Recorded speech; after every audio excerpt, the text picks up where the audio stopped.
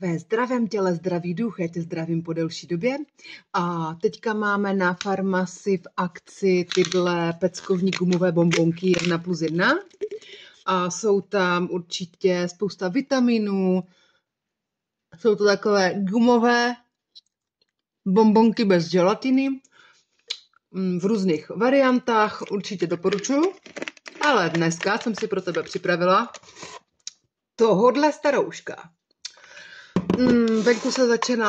Venku se udělalo krásně, jdeme na procházku. Připravím si ještě mlíko.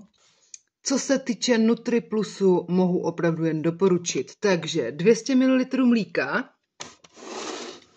nalijeme do starouška. Dneska si uděláme jahodový koktejl, takže do 200 ml mlíka 2 odměrky jahodového koktejlu. 2.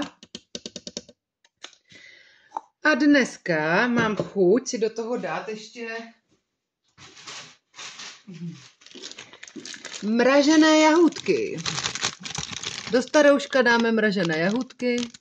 Dneska takhle vypadající mražené jahůdky. Dáme to tam. Datěji po jedné.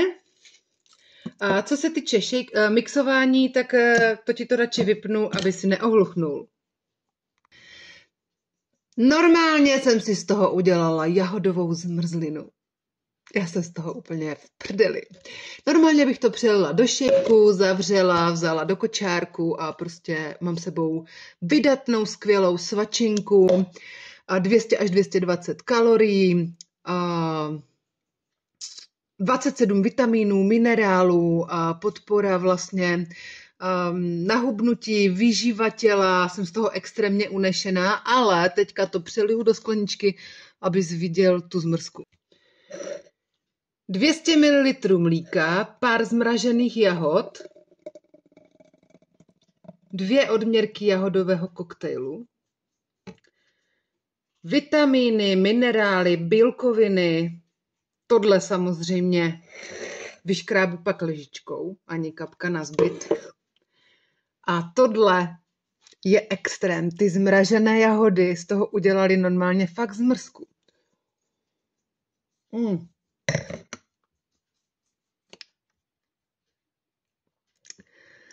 Co ti budu povídat? Mlsat se dá i zdravě. Napiš mi.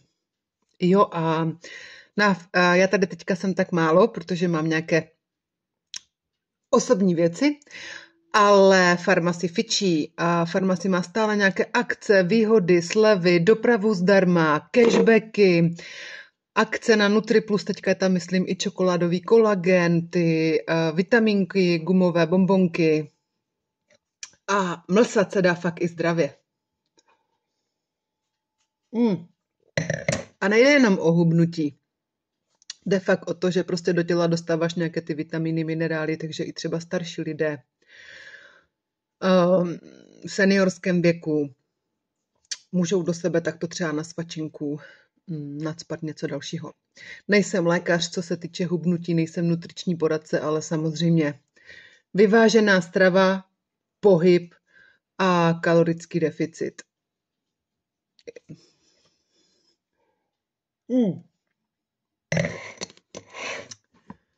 Já tě zdravím, čau a mlsej zdravě.